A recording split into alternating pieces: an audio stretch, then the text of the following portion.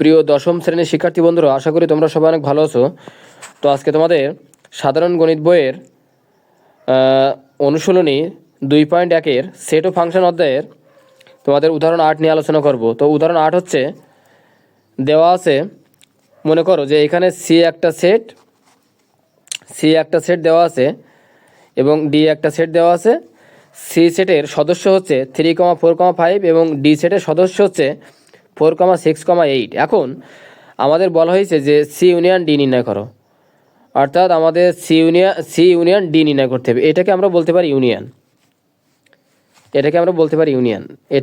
Union. এখন আমাদের she said সমান দেওয়া আছে 3,4,5 এবং ডি সেট সমান দেওয়া আছে 4,6,8।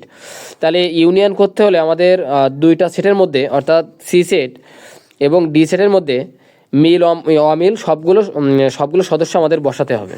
তবে এক সদস্য দুইবার দেওয়া যাবে না এখানে। তাহলে সি ইউনিয়ন ডি করতে গেলে আমাদের মিল অমিল সবগুলো সদস্য দিতে হবে, যেমন 3, 4, 5, এখানে 6, 8, আমরা সবগুলো সদস্য এখানে দিয়ে দেবো, কিন্তু এক সদস্য দুইবার দেওয়া যাবে না। ঠিক আছে, এরপরে যদি আমরা খেয়াল করি,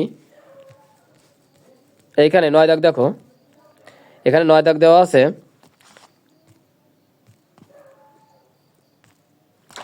যে পি সমান x epsilon N such that 2 less than x less than equal 6 এবং Q equal to x epsilon N such that x জোড় সংখ্যা এবং যেখানে এক্সের মান 8-এর থেকে ছোট।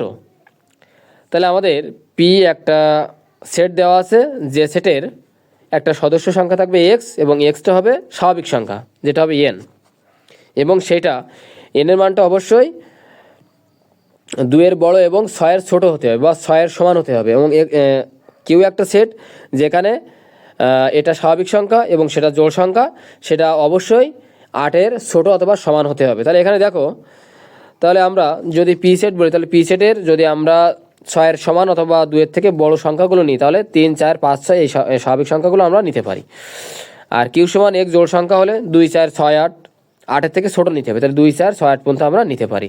তাহলে আমরা পি এবং কিউ সেট পেলাম, পি এবং কিউ সেটের ইন্টারসেকশন করতে হবে। তাহলে ইন্টারসেকশনের নিয়ম হচ্ছে কি, যে মিলগুলো, অর্থাৎ দুইটা সেটের মধ্যে যে সদস্যগুলো মিল থাকবে সেটা হচ্ছে আমাদের ইন্টারসেকশন।